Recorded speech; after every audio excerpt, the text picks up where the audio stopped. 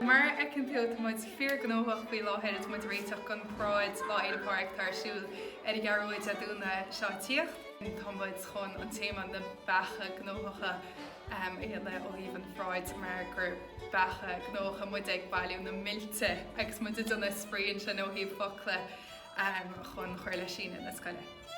Tá muid a gléise suas mar bechan a gur le Fhéile Pádraig.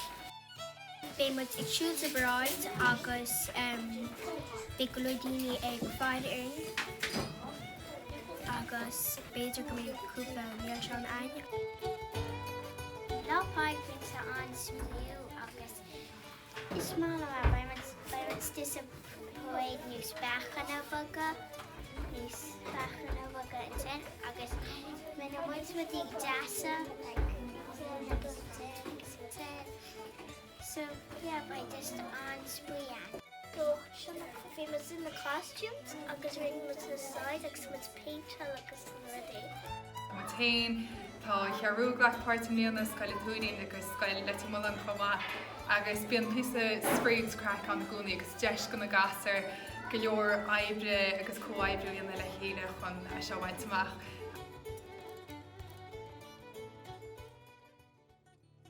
Sin téimetáid na nína bheith an mbliana ná an áige. Agus mar ag tú háart tá béim fuile an téimetáid nína bheith leis an cósta, leis an áige, leis an aireacht agus is boltún tá baint leis an áige.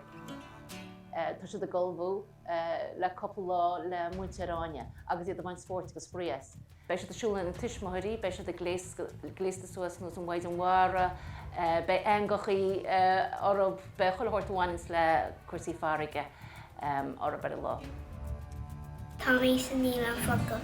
Bé sa Pharáid an damnach. Bé me géitim a éamh. An héadbe Pharáid baime an blina.